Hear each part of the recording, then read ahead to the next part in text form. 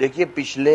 2-3 दिनों से पूरे देश के अंदर दारुल देवबंद के एक नोटिस को लेकर के जो सिर्फ उनके स्टूडेंट के लिए था, एक दुष्प्रचार किया जा रहा है और ये कहा जा रहा है कि दारुल देवबंद इंग्लिश लैंग्वेज का विरोधी है। दारुल देवबंद एक इंडिपेंडेंट एजुकेशनल इंस्टीट्यूट है और दारुल देवबंद पिछले तकरीबन 15 सालों से अपने यहाँ इंग्लिश लैंग्वेज का और कंप्यूटर का एक कोर्स चलाता चला आ रहा है। दारुल देवबंद ने जो दरअसल ये एक नोटिस जारी किया था, ये उन स्टूडेंट के लिए किया था जो दारुल देवबंद में किसी स्पेसिफिक कोर्स के लिए एडमिशन लेते हैं,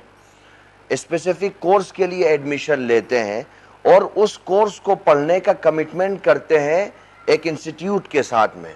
दारुल देवबंद उस आधार पर उनको फ्री ऑफ कॉस्ट बोर्डिंग की फैसिलिटीज़ देता है, फ्री ऑफ कॉस्ट एजुकेशन देता है, फ्री ऑफ कॉस्ट मेस की फैसिलिटीज़ देता है, फ्री ऑफ कॉस्ट उनको मेडिकल प्रोवाइड कराता है और उनको महीने में कुछ पैसे भी देता है ताकि वो अपना जीवन यापन बहुत कुशलता के साथ में कर सकें।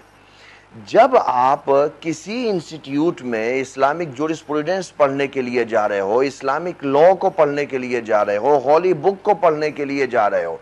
और आप वहां पर एडमिशन लेने के बाद उस इंस्टीट्यूट में रहते हो और किसी और कोर्स को पढ़ रहे हो, तो ये तो कोई भी एजुकेशनल इंस्टीट्यूट अलाउ नहीं करेगा। अगर मैं लखनऊ यूनिवर्सिटी में LLB कर रहा हूँ और मुझे भारत सरकार स्कॉलरशिप देती है और मैं यूनिवर्सिटी में रह रहा हूं, तो मैं मेडिकल की पढ़ाई नहीं कर सकता हूं क्योंकि मुझे स्कॉलरशिप लॉ के लिए दी गई है।